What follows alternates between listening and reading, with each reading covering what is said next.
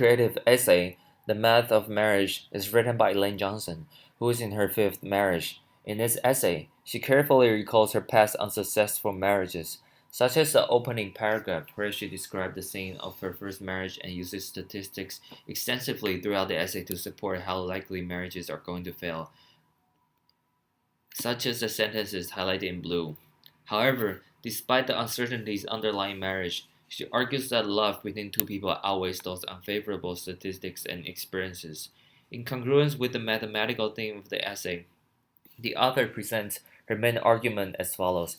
You ignore all the questions, all the probabilities and uncertainties, and all the math, except the only important equation, half plus half equals 1. Marriage, in this case, is embodied into this promising math equation.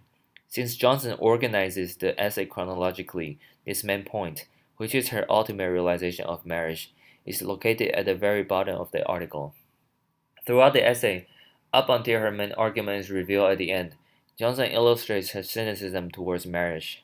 Apart from her statistical references highlighting the high likelihood of divorce, Johnson questions the purpose of marriage, as shown in the underlined green sentences, where she is perplexed as to why her friend Chris feels the need to get married after a long-term relationship. The author's cynicism and doubts towards marriage skew the essay to a one-sided presentation. As she is fixated on the Sisyphean nature of marriage, she is likely to interpret the statistics accordingly. As a result, Johnson could potentially result in committing confirmation bias and therefore present a biased truth. Although the statistics are based on reliable sources, such as reports from the U.S. Census Bureau, statistics are just numbers, and how they are interpreted and presented can be under the influence of subjectivity. On my first read, I perceived the lack of romanticized details and the facious tone as satirical towards marriage. For example, Johnson uses the word check to playfully illustrate how statistics predicted her divorces.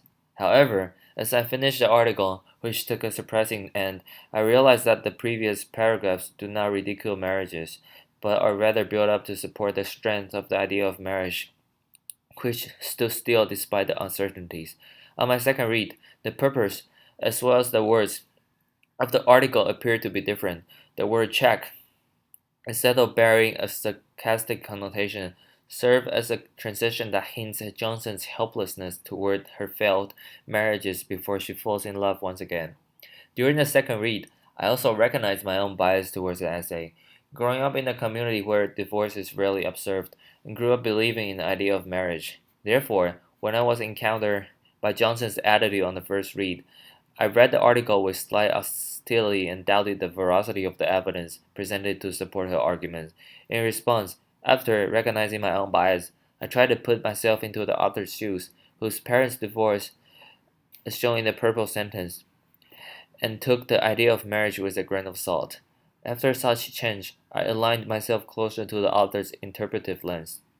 As I did further research on Johnson by browsing the script of her interview, I came to realize that the reason as to why the organizational structure seems rather choppy and fast-paced is because she submitted this article for a competition that has a limit of 1,500 words.